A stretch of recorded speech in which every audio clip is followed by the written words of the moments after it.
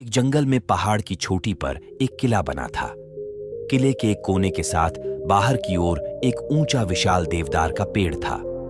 किले में उस राज्य की सेना की एक टुकड़ी तैनात थी। देवदार के पेड़ पर एक उल्लू रहता था। वह भोजन की तलाश में नीचे घाटी में फैले ढलवां चरागाहों में आता। चरागाहों की लंबी घासों व झाड़ियों में कई छोटे मोटे जीव व कीट पतंगे मिलते, जिन्हें उल्लू भोजन बनाता। निकट ही एक बड़ी झील थी जिसमें हंसों का निवास था। उल्लू पेड़ पर बैठा झील को निहारा करता। उसे हंसों का तैरना व उड़ना मंत्रमुग्ध करता। वह सोचा करता कि कितना शानदार पक्षी है हंस। एकदम दूध सा सफेद, गुलगुला शरीर, सुराहीदार गर्दन, सुंदर मुख व तेजस्वी आंखें। उसकी बड़ी इच्छा होती किसी हंस से उसकी दोस्ती हो जाए।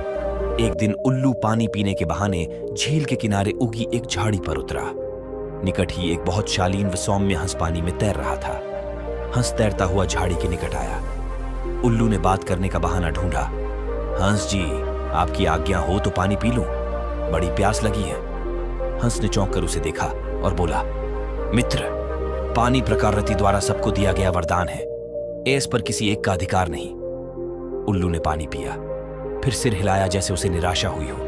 हंस ने पूछा, मित्र, असंतुष्ट नजर आते हो, क्या प्यास नहीं बुझी? उल्लू ने कहा, हे हंस, पानी की प्यास तो बुझ गई, पर आपकी बातों से मुझे ऐसा लगा कि आप नीति व ज्ञान के सागर हैं। मुझ में उसकी प्यास जग गई है, वह कैसे बुझेगी? हंस मुस्कुराया, मित्र, आप कभी भी यहां आ सकते हैं, हम बातें करेंगे। इस प्रकार मैं जो जानता हूं वह आपका हो जाएगा और मैं भी आपसे कुछ सीखूंगा। इसके पश्चात हंस व उल्लू रोज मिलने लगे।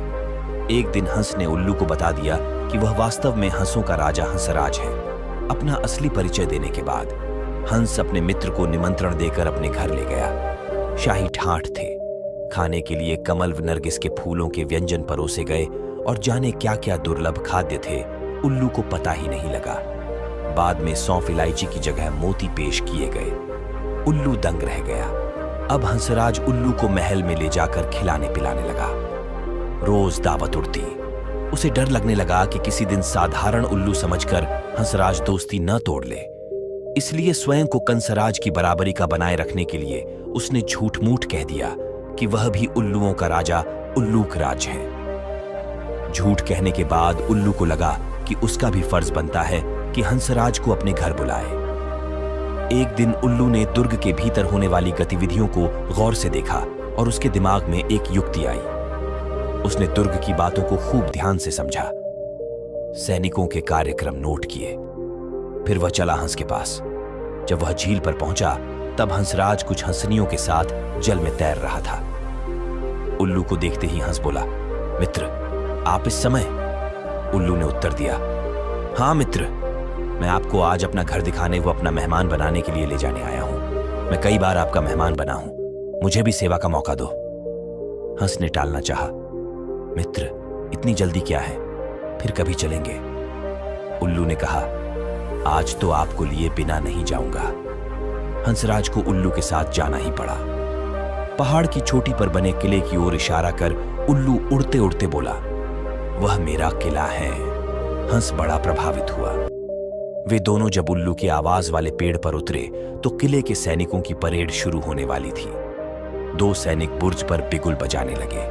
उल्लू दुर्ग के सैनिकों के रिज के कार्यक्रम को याद कर चुका था, इसलिए ठीक समय पर हंसराज को ले आया था। उल्लू बोला, देखो मित्र, आपके स्वागत में मेरे सैनिक बिगुल बजा रहे हैं। उसके बाद मेरी सेना परेड और सलामी देकर आपको सम्मानित करेगी। नित्य की तरह परेड हुई और झंडे को सलामी दी गई। हंस समझा सचमुच उसी के लिए यह सब हो रहा है। अतः हंस ने गदगद होकर कहा, धन्य हो मित्र, आप तो एक शूरवीर राजा की भांति ही राज कर रहे हो। उल्लू ने हंसराज पर रौब डाला।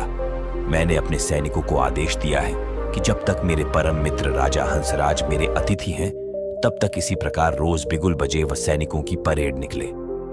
उल्लू को पता था कि सैनिकों का यह रोज का काम है, दैनिक नियम है।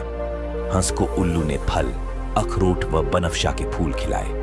उनको वह पहले ही जमा कर चुका था। भोजन का महत्व नहीं रह गया।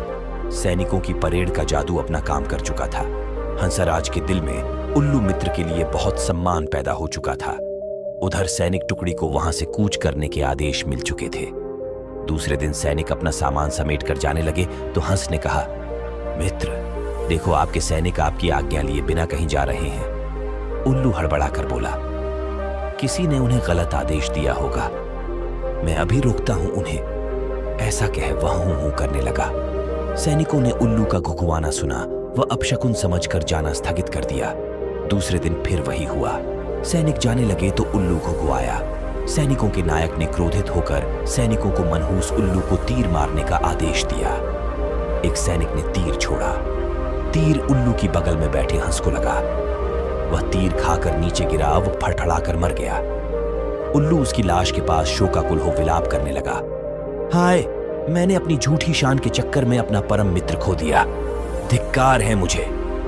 उल्लू को आसपास की खबर से बेसुध होकर रोते देखकर एक सियार उस पर झपटा और उसका काम तमाम कर दिया।